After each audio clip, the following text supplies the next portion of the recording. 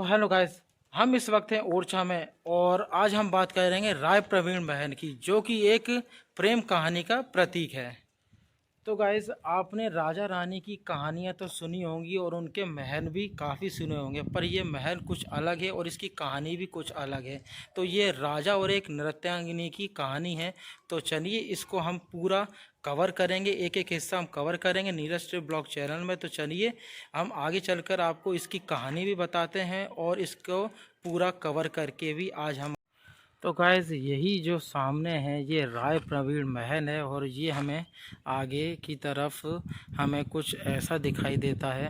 तो ये जो है ये मेन गेट है और एक गेट सामने ये बना हुआ है। तो फिलहाल तो ये गेट बंद है। तो चलिए हम इस गेट से अंदर की तरफ चलते हैं और देखते हैं कि क्या खूबसूरत है इस किले के अंदर। और काफ़ी इसके अंदर इंटरेस्टिंग चीज़ें हैं, जो कि अच्छी पेंटिंग बताई जाती हैं उस समय की राजा रानी की, ये मिलता है। तो इसी के जस्ट हम अंदर की तरफ चलेंगे।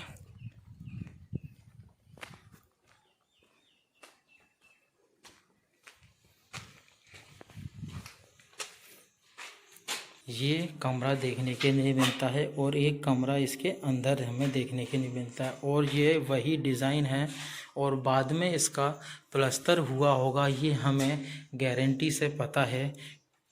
और यहीं से हम एक कक्ष हमें ये देखने के लिए मिल रहा है और काफ़ी इसमें हवा आती, अच्छी ठंडी हवा आती है ये खिड़कियों की वजह से।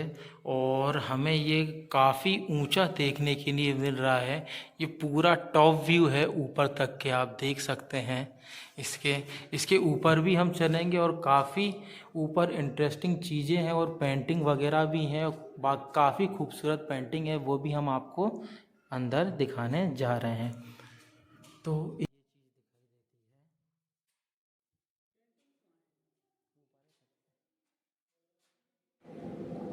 ओरछा के राजा मधुकर शाह के पुत्र इंद्रजीत, जो बाद में ओरछा का शासन संभाला। तो ये महल एक कवयित्री का है। तो चलिए जानते हैं इस कहानी के बारे में, जिसका नाम था राय प्रवीण, जो कि ओरछा राजा इंद्रजीत के दरबार में गायिका थी, साथ ही साथ बहुत खूबसूरत थी। कहा जाता है कि वो इतनी खूबसूरत थी कि राजा इंद्रजीत तो उनकी खूबसूरती पर मोहित थे ही, और अन्य जगहों पर भी उनकी खूबसूरती के किस्से इतने फैल रहे थे कि मुगल बादशाह अकबर भी उनको देखने के लिए उनसे उत्सुक हो गए। अकबर ने राय प्रवीण को अपने दरबार में बुलाया, उनकी खूबसूरती देखना अपने हरम में रखने का फैसला किया। लेकिन राय प्रवीण मुगल बादशाह के हरम का हिस्सा नहीं बनना चाहती थी, इसीलिए उन्होंने इस स्थिति में बाहर आने के लिए एक कविता पढ़ी। तो वो कविता इस प्रकार है।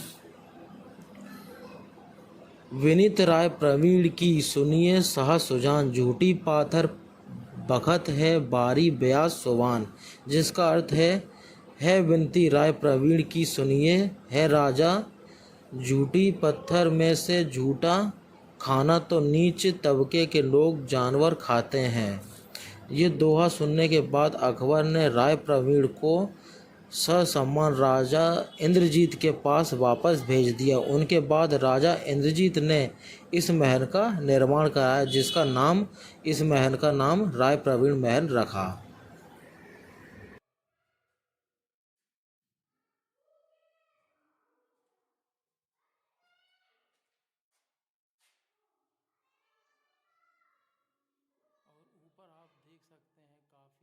तो चलिए अब हम जो है ऊपर की तरफ जा रहे हैं।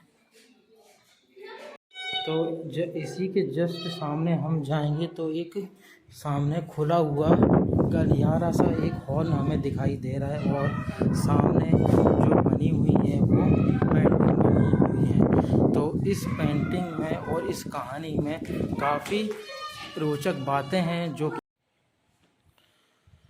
सामने की तरफ हमें ये पेंटिंग दिखाई देती है।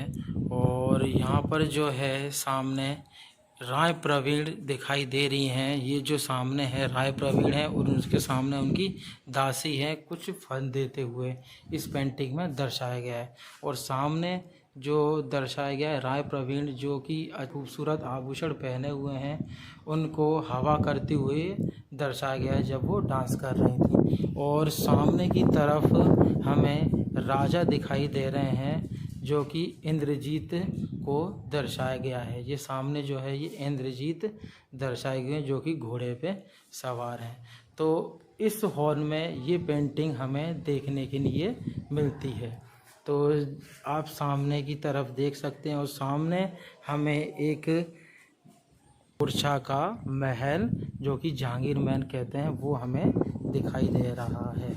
तो जस्ट इसी के सामने एक काफ़ी खूबसूरत जगह है जो कि हम आपको दिखाने जा रहे हैं। तो सामने की तरफ हमें एक गार्डन दिखाई दे रहा है जो कि फूलों का गार्डन बना हुआ था। उस समय राजा ने ही बनवाया था इस जगह को। तो यहाँ पर जो है शाम के टाइम राजा आया करते थे और बैठा करते थे और काफ़ी हवा अच्छी ठंडी का लुत्फ़ लिया करते थे। और ये सामने जो दिख रहा है यहाँ पर पहले कुंड यानी कि पानी भरा रहा करता था और सामने यहाँ पर फूलों का गार्डन बने रहता था उस समय। पर इस समय जो है कुछ फूल हैं और कुछ अलग अलग प्रकार के पौधे लग चुके हैं और काफ़ी खूबसूरत ये जगह है। और इसी के जस्ट सामने तो हमें ये गुम्बद से दिखाई दे रहे हैं जो कि सामने आप देख सकते हैं, एक इस तरफ है और एक इस तरफ है। तो यहाँ पर भी पहले रानियाँ और दासी वगैरह उनकी यहाँ पर बैठकर इस जगह का लुत्फ़ लिया करती थीं।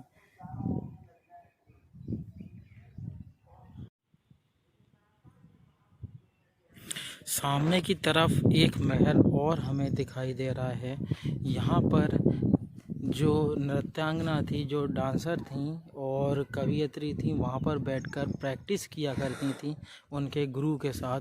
तो वो सामने ये जगह दिख रही है और जस्ट सामने हमें इनका उस समय का टॉयलेट भी दिखाई दे रहा है। ये सामने आपको दिखाई दे रहा है, ये टॉयलेट है उस समय का।